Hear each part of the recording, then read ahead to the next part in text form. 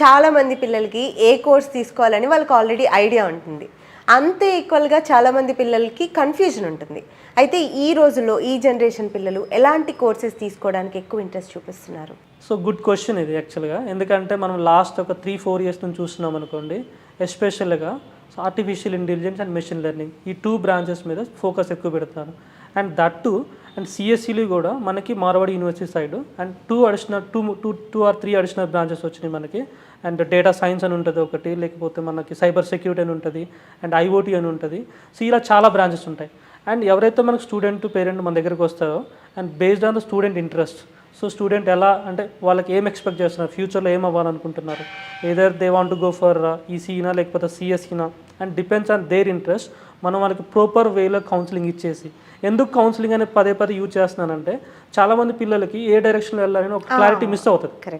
ఈ డైరెక్షన్ ఇవ్వడం కోసమే యాజ్ ఏ ఎక్స్పీరియన్స్ పర్సన్గా నేను ఇక్కడ కూర్చొని ఎవరైతే పిల్లలు కానీ తల్లిదండ్రులు కానీ ఎవరైతే వస్తారో వాళ్ళకి డైరెక్షన్ అంటే ప్రాపర్ గైడెన్స్ ఇచ్చేసి, అండ్ సిఎస్సిలో అయితే ఈ పర్టికులర్ బ్రాంచ్ చూజ్ చేసుకోండి, ఈ పర్టికులర్ బ్రాంచ్ చూజ్ చేసుకున్న తర్వాత వాళ్ళు ఈ 4 ఇయర్స్లో ఎలాంటి వేలో వాళ్ళు ప్రిపేర్ అవ్వాలి, ఆ ప్రిపరేషన్ కావాల్సిన కంప్లీట్ ఇన్ఫర్మేషన్ కూడా మేము కంపల్సరీగా ప్రొవైడ్ చేస్తాం. ఎందుకంటే so as a experience person నాకు ఆల్మోస్ట్ 14 ఇయర్స్ నుంచి వర్క్ చేస్తున్నాను. అండ్ లాస్ట్ 10 ఇయర్స్ నుంచి కూడా చూస్తూనే ఉన్నాను ఎలాంటి స్టూడెంట్స్ అంటే ఎలాంటి కోర్సెస్ జాయిన్ అవుతున్నారు. Even after completion of the BTech complete అయిన తర్వాత కూడా అండ్ వాళ్ళు జాబ్స్ కోసం ఎలా ట్రై చేస్తున్నారు, అండ్ కోర్సెస్ ఏమేమి జాయిన్ అవుతున్నారు, వాళ్ళకి అలాంటి ఇన్ఫర్మేషన్ కూడా మనం దగ్గరుండి అండ్ 4 ఇయర్స్లో కంటిన్యూస్గా మానిటర్ చేస్తూనే అండ్ ఏ సెమిస్టర్లో వాళ్ళు ఏం నేర్చుకుంటే మంచిది, అండ్ ఏ ఇయర్లో ఏం నేర్చుకుంటే మంచిది, అండ్ కంటిన్యూస్గా వాళ్ళు మానిటర్ చేస్తున్నారు. అండ్ వాళ్ళు కూడా మనం డైరెక్ట్ కాల్ చేయొచ్చు, ఎందుకంటే మనం బ్రాంచ్ పెట్టేసి అండ్ వాళ్ళు అడ్మిషన్ చేసేసి వాళ్ళని వదిలేయం మనం అట్లా. ఎందుకంటే ఆ ఇన్ఫర్మేషన్ ఇస్తేనే వాళ్ళకి మనకి అండ్ వాళ్ళకి కూడా ఫ్యూచర్ బెనిఫిట్ అవుతుంది. సో మేమేదో బ్రాంచ్ పెట్టాము అండ్ ఏదో అడ్మిషన్ కోసం అన్నట్టు కాకుండా వాళ్ళకి మనం బెటర్ వేలో సర్వీస్ చేస్తే ఫ్యూచర్లో 4 ఇయర్స్ తర్వాత వాళ్ళు ఈవెన్ 3rd ఇయర్ అయిపోగానే లేకపోతే ఫైనల్ ఇయర్ ఎండింగ్లో ఉండగానే జాబ్తో బయటికి రావాలి.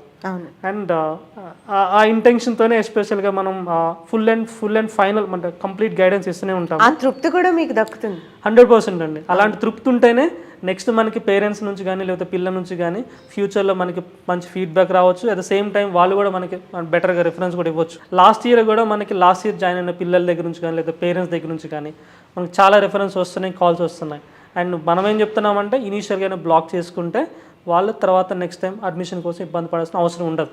చాలా వాల్యుబుల్ ఇన్ఫర్మేషన్ ఇచ్చారు మురళీకృష్ణ గారు. Thank you so much. Students చాలామంది ఇలాంటి ఇన్ఫర్మేషన్ కోసమే చూస్తున్నారు, అందుకే మనం ఈ ప్రోగ్రామ్స్ అన్ని కండక్ట్ చేసేది. Sure, thank you.